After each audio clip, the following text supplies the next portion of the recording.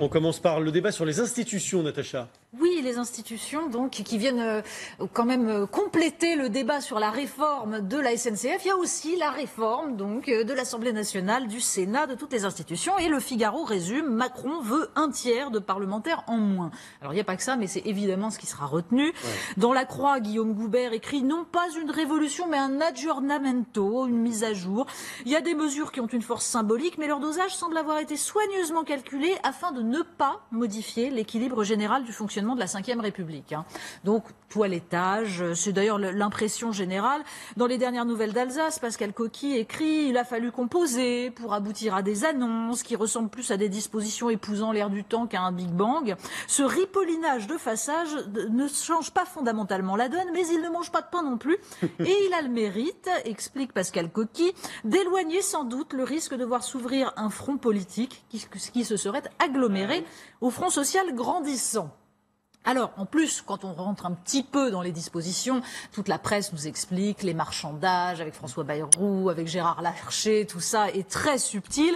Dans la Charente libre, Maurice Bontinck résume à peu près, en s'intéressant spécifiquement au non-cumul sans effet rétroactif. Le non-cumul dans le temps, qui est très important, 3 mandats et pas plus. Mais comme ça n'est pas rétroactif, ça commence maintenant, quoi. Voilà, ça commence en 22. 3 mandats à partir de maintenant. Donc, ça n'aura pas d'effet avant 2032. Les cheminots rêveraient d'une telle concession, nous dit Maurice Bontinck. Et oui, le courrier Picard, lui, explique que cette réforme-là fait partie de celles qui sont pensées pour recevoir l'assentiment de l'opinion, au vu de l'antiparlementarisme latent. Alors, le courrier Picard évoque le risque de parlementaires hors sol, un risque non négligeable, puisque si on supprime un certain nombre de parlementaires, ils doivent couvrir une surface bien plus grande. Mais parallèlement, nous dit-il, le gouvernement met en place la restriction de la possibilité de déposer des amendements, l'orientation vers un contrôle des lois par les députés plutôt que vers une création de nouvelles législations. Donc, toute chose qui renforcera encore le côté présidentialiste, voire monarchiste de nos institutions. Ouais. Et dans le Figaro, Vincent Trémollet explique que finalement la politique, c'est l'art de manier les symboles. Et là, on est vraiment dans le symbole. Mais il conclut surtout sur cette dimension essentielle. Les signes extérieurs de vertu ne font pas une politique. Les députés pourraient arriver au Palais Bourbon en bicyclette. Ça n'apaiserait en rien les inquiétudes de nos concitoyens. C'est l'impuissance de nos élus qui dévitalise la politique, pas leur nombre. Les Français jugent les hommes politiques trop nombreux pour les services qu'ils rendent à la nation, mais ils ne seraient certainement pas défavorables à une augmentation sensible du nombre d'hommes d'État.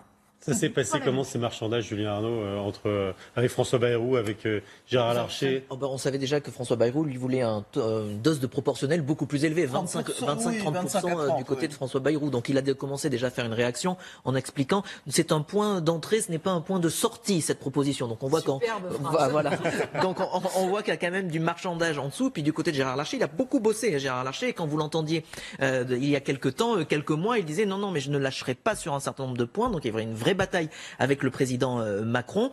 Hier soir, l'attitude c'était oui, on est plutôt satisfait. Encore une fois, on va voir, ça va être intéressant au sein des Républicains même, la division entre les sénateurs et les députés, car là, c'est pas du tout la même histoire. En tout cas, dans la revue de presse, il y a aussi, je signale, l'excellent édito de Laurent Geoffroy qui dit que la seule chose qui pourrait changer, c'est effectivement d'en revenir à une vraie démocratie parlementaire où le chef de l'exécutif serait issu de la majorité parlementaire. Parce que ça va alors vraiment rien changer sur le plan des Les choix ne seront pas faits. Allez, les Français, ils attendent de l'efficacité là-dessus, mais aussi sur l'autre sujet qu'on a évoqué tout à l'heure avec Thibault. Exactement, et plutôt surtout sur ce genre de sujet, la Croix consacre sa une à Lunel, bien sûr. Lunel veut chasser l'ombre du djihad, exactement ce que vous disiez, c'est-à-dire qu'ils en ont un petit peu assez, tous ces habitants, d'être ramenés en permanence à cela. Et ils en ont assez aussi, sans doute, qu'on leur serve, mais le mot est partout dans la presse, le fameux vivre ensemble, quand eux, ce qu'ils voient, c'est surtout le terreau.